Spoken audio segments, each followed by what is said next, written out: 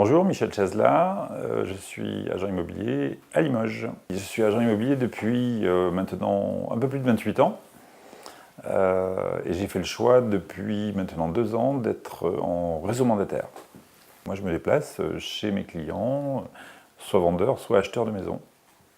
Alors l'agent immobilier passe beaucoup de temps dans ses voitures, c'est effectivement un outil essentiel, c'est quasiment un deuxième bureau en fait.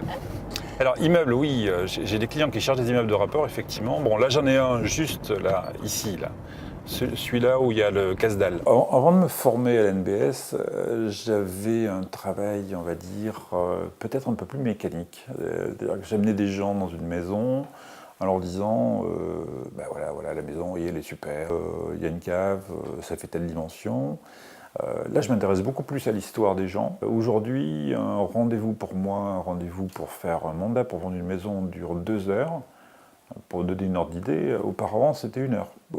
Je regarde beaucoup plus les gens, comment ils vivent, je m'intéresse à eux, je suis beaucoup plus attentif à leur façon d'être, à leur histoire, à leur façon de vivre dans la maison, pour essayer de trouver un public qui va s'adapter à l'histoire. C'est quelque chose que j'ai appris à l'NBS. Je vends plus, oui. J'ai surtout augmenté considérablement mon fichier client. Et automatiquement, je vais générer des ventes parce que je génère plus de contacts.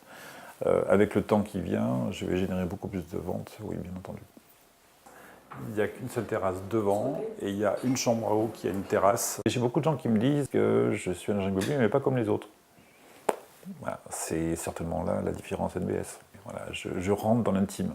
Je rentre dans l'intime. Et c'est bien parce que, voilà, une chose étonnante, c'est que les gens m'appellent pour me demander des conseils. Bon, vous pensez quoi de ça? Alors même si je ne vends pas, même si je... Voilà. Mais du coup, ils me recommandent. Et c'est ça qui est sensationnel, c'est qu'ils me recommandent. Moi, j'ai un objectif qui est clair aujourd'hui, c'est réunir, fédérer autour de moi une équipe de 30 personnes. L'objectif est un objectif aussi financier, bien sûr, parce que ça permet de décupler considérablement les revenus atteints. Je crois que j'aurais pas osé avant la NBS le faire. Je serais resté purement conseiller.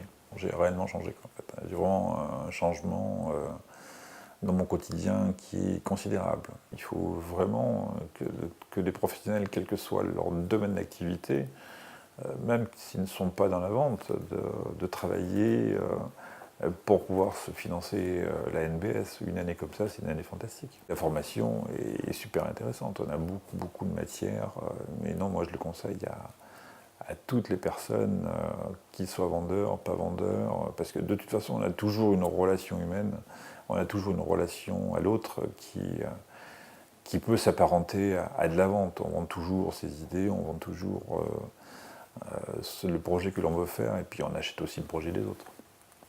Alors la NBS m'a apporté effectivement un élargissement de ma façon de voir les choses. Donc je ne cloisonne plus mon métier au simple fait que moi je trouve une maison et ensuite je la vends à un client. J'ai une personne en face de moi qui a un besoin, un appartement, qui veut une maison. Je regarde sur le marché en général ce qui existe et j'essaye de lui apporter ce qui va lui convenir le mieux. Donc j'interroge directement l'ensemble des autres agences et je leur fais une proposition de travail intercabinet. Il vaut mieux partager quelque chose à deux que de partager rien du tout seul. C'est vrai que la NBS a mis un volet éthique, vente éthique, qui est neuromarketing et marketing éthique, qui pour moi est extrêmement important. Je ne vais pas vendre mon âme au diable, si je puis dire, pour une commission, si ça doit aller à l'encontre d'un client. Les gens sont très sensibles, je m'aperçois, à cette attention que je leur porte, que je leur portais pas forcément avant, en fait. Il y a le téléphone, c'est Et voilà, on est revenu.